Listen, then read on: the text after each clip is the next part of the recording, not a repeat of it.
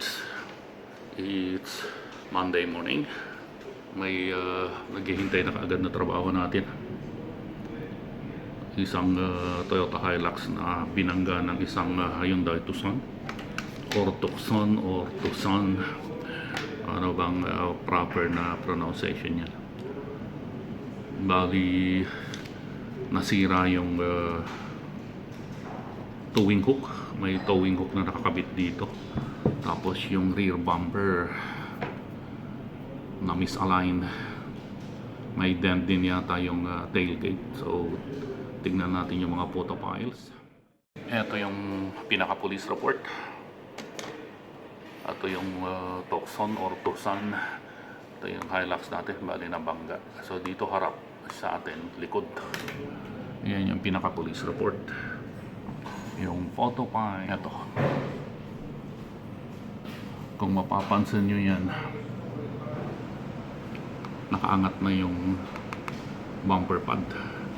Tapos yung towing hook nakabaluktot na, pumasok. Ibig sabihin ito yung tumama dun sa bumper ng Tucson. Yan o. Yan, nakaangat na siya. So ito yung pinaka titignan natin. Tapos may dent na rin siya dito. Ayun o. So pipinturahan natin yan, matatanggal itong Toyota sticker saka reflective sticker, saka itong mga sticker na ito papalitan na. So yun ang pinaka titignan natin kung tama ba yung mga alignment niya. So stay tuned mga parts, puntahan natin yung actual outcome ng pagkaka-repair. Hopefully maganda ngayon ito, kasi last time medyo kinausap natin yung pinaka-supervisor nila na yung quality ng repair nila natatabunan ng ibang workshop. Ibig sabihin pag natatabunan na ganyan, mas pipiliin ng decision maker na bigyan kung sino yung mga nagpe-perform na maganda, syempre kahit na sino naman ang lumagay sa kalagayan na gano'n. So stay tuned mga parts, tignan natin. Good morning mga parts! Andito na naman tayo sa usual spot natin. It's 6:35 in the morning, Monday morning. Unang araw po ng trabaho nating itong linggo na to. So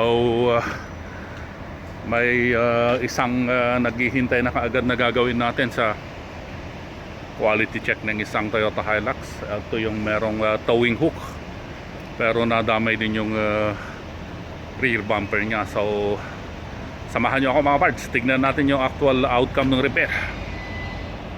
Ang parking number is C05. So ito na yun. Okay, wow, mukhang bago na yung towing hook, yung towing bracket. Dati baluktot ito. Galing ng finishing niya. Tignan na lang natin yung mga fitting nung ito, nakaangat dati. Yan yung mga titignan parts ko, mga parts kung gagawa tayo ng mga quality. Yung mga fitting ng mga pad na yan dito. Galing ah. Galing ng pagkagawa ngayon ah. Ayun oh. Ang galing ng mga fitting niya, di ba? Nakikita niyo yan. Galing. Yung alignment, yung ni-repair din pala ito. Yung tailgate niya may repair din pala. Ay, yung sticker niya kaya galing. Oh, di ba nakatatak dun sa slot para dun sa rod ng ano. Ito. Yung iyan kasi yung sign na sentro. Yung suotan ng rod ng tyrants kung ibababa taas yung spare wheel. Galing. Wow. Pati yung alignment niya, commendable yung ginawa ngayon ng ano, Falcons Garage.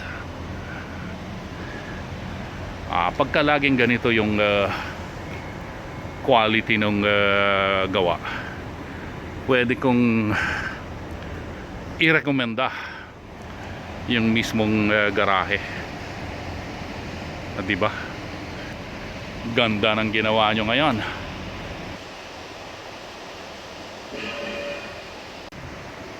Pati yung magpagkabit ng sticker, walang ka-lobo-lobo or bubbles. So, galing.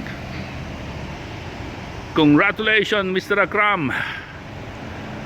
You made an excellent repair.